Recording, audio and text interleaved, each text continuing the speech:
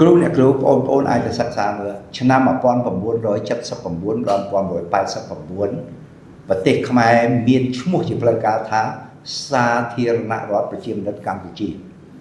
សាធារណរដ្ឋប្រជាមានិតកម្ពុជាគឺជារដ្ឋសង្គមនិយមបើរដ្ឋសង្គមនិយមណាគ្មានទេកម្មសិទ្ធិឯកជន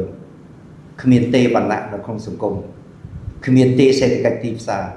ប៉ុន្តែអ្វីដែលវាខ្លាំងជាងនឹងនេះនោះគ្មានបកច្រើនតែមានតែបកមួយគត់គឺឯកបក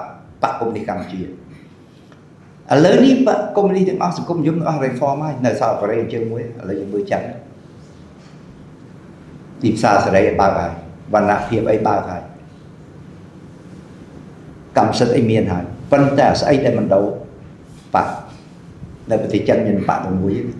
តិចមានប្រជាជនចិនណាទៅសុំតំងបកកើតគណៈបកសេរីចិនជាប់គុកបាល់ហ្នឹងកន្លែងហ្នឹងតែខ្ញុំនិយាយថាកន្លែងអស្ចារ្យណាស់យុវជនហ្នឹងបានសុខចិត្តកែតម្រង់អីកែឈ្មោះប្រទេសពីសាធារណរដ្ឋប្រជាមានិតកម្ពុជាមកដាក់ត្រឹមតែជារដ្ឋកម្ពុជាទេនេះជាការបើកផ្លូវធំណាស់ទៅដល់កិច្ចចរចាទីក្រុងប៉ារីសបើគ្មានអានឹងទេសន្ធិសញ្ញាទីក្រុងប៉ារីសថ្ងៃ$23.91ចាក់សញ្ញាអត់បានទេព្រោះសន្ធិសញ្ញានឹងចែកថាម៉េចអនុវត្តសេដ្ឋកិច្ចទីផ្សារសេរីពហុបកទីនេះអ្នកណាជាអ្នកធ្វើសម្បទានភាគីទាំង4ភាគីក្រុងភ្នំពេញសម្បទានខ្លាំងមែនទេក្នុងប្រវត្តិសាស្ត្រអ្នកនយោបាយអ្នកសិក្សាពីប្រវត្តិសាស្ត្របានកត់ត្រាទុកនេះជាការលះបង់មួយនៅក្នុងតួអង្គរឿងហ្នឹងយុវជនហ៊ុនណា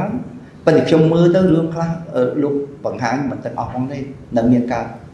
បិទបាំងច្រើនពុកប្រហែលជាខ្លាចបង្ហាញច្រើនពេកណាពីអត់ដឹងទេណាពុកខ្ញុំតាមអានរឿងនោះតាំងពីដើមដល់ចប់